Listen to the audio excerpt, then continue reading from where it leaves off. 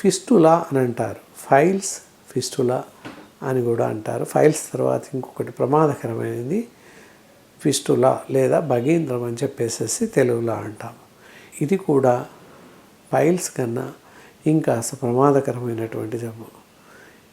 ఇది కొన్ని సందర్భాల్లో కొందరికి ఫిస్టులా అంటే ఫిస్టన్ లాగా చాలా గట్టిగా హార్డ్గా యానస్ మార్గంలో అంటే మలద్వారంకి అడ్డంగా పడిపోతుంది.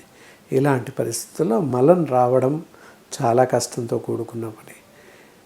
అక్కడ ఏంటంటే కొన్ని సందర్భాల్లో పుండుగా మారి చీము కారడం ఇలాంటివి సంభవిస్తుంటాయి. ఇలా భగీంద్రము లేదా ఫిస్టులా ఫిషరీస్ అని అంటాము దీన్నే. ఏదైతే పైల్స్ ముదిరిన తర్వాత వచ్చే వ్యాధినే ఫిషరీస్ ఫిస్టులా అని సంబోధించడం జరుగుతుంది.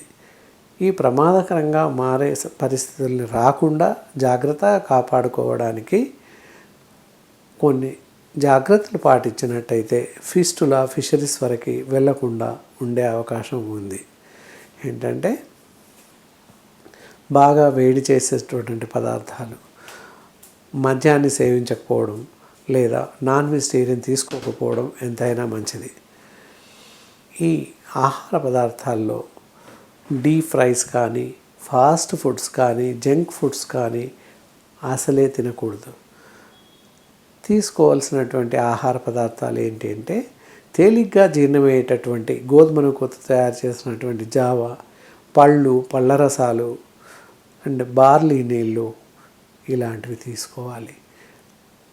రైస్ కూడా చాలా మెత్తగా తేలిగ్గా జీర్ణమయ్యేలాగా ఉండేలాగా చూసుకొని భుజించడం మంచిది. వేలకు భోజనం చేయడం, వేలకు నిద్రించడం లాంటివి చేయడం ఎంతో శ్రేయస్కరం. ఇలాంటివన్నీ పాటిస్తూ ఉంటే చాలా మంచిది. మజ్జిగ, పెరుగు ఎక్కువ తీసుకోవడం ఈ జబ్బులో చాలా ఉపయుక్తంగా ఉంటుంది. ఇలా జబ్బు వచ్చినప్పుడు పైన చెప్పినటువంటి ఆహార నియమాలు పాటిస్తూ ఉండాలి. అలా కాకుండా ఎప్పుడైనా ఫిషరీస్ ఆర్బై ఫిస్టరీస్ వచ్చినట్లయితే దానికి చిన్న రకమైన ఆయుర్వేద వైద్య చికిత్స గృహం అందే కలదు. ఈ ఫిషరీస్ ఫిస్టులా గురించి ఎట్లా వస్తున్నాయి ఏంటి అనేటటువంటి విషయాల గురించి తెలుసుకున్నాం. ఇప్పుడు వచ్చిన తర్వాత వస్తే ఎలాంటి జాగ్రత్తలు తీసుకోవాలి, ఎలాంటి ఆహార నియమాలు పాటించాలి అనుకున్నట్లయితే వేడి పదార్థాలను తీసుకోకూడదు. తర్వాత ఆహారం వేడిగా ఉన్నప్పుడే భుజించడం, ఏ పూటకి ఆ పూటగా తయారు చేసుకొని తినడం, నిలువ పచ్చళ్ళు, ఊరగాయలు అలాంటివి తినకపోవడం మంచిది. గత రోజులో మిగిలిపోయినటువంటి ఆహార పదార్థాలను అసలే తినకూడదు. మరియు శీతల పానీయాలు, కూల్ డ్రింక్స్ కానీ మద్యపానం లాంటివి సేవించకూడదు. అండ్ నాన్ వెజిటేరియన్స్ అసలే తీసుకోకూడదు.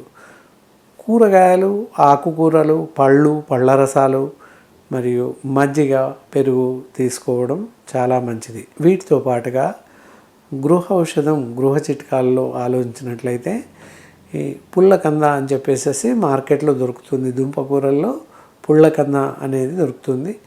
మట్టిలాగానే కనిపిస్తుంది.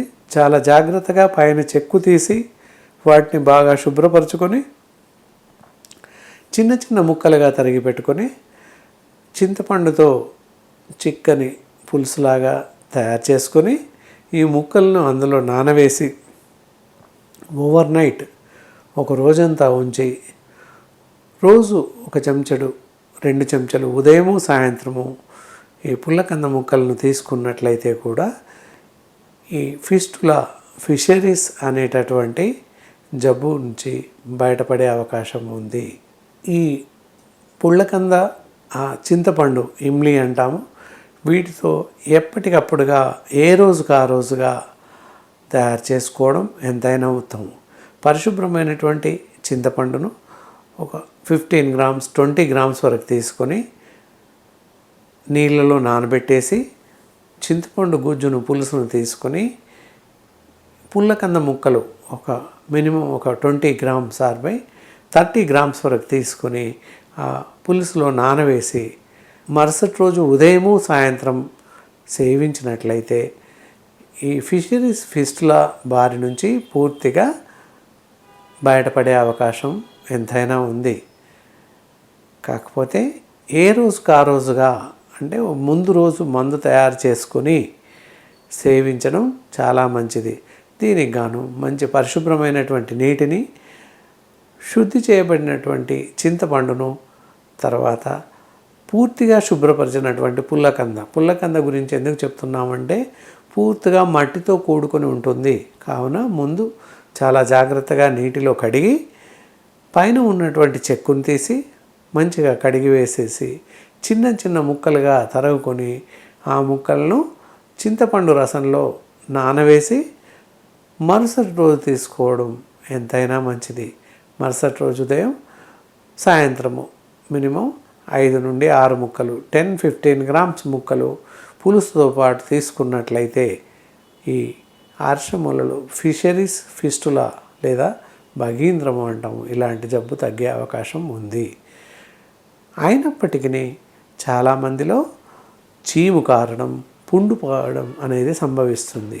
మనం తీసుకునేటటువంటి అజాగ్రత్త వల్ల, మనం చేస్తున్నటువంటి చెరుపు పనుల వల్ల, అంటే మనకు శరీరానికి సరిపడినటువంటి ఆహార పదార్థాలను తీసుకోవడం లేదా పానీయాలను తీసుకోవడం లాంటివి చేయడం వల్ల ఉదరంలో మనకు ఉన్నటువంటి ఈ మలద్వారం లోపల ఇంటర్నల్గా మొలలు ఫిస్టన్ లాగా గట్టిగా తయారైపోతుంది.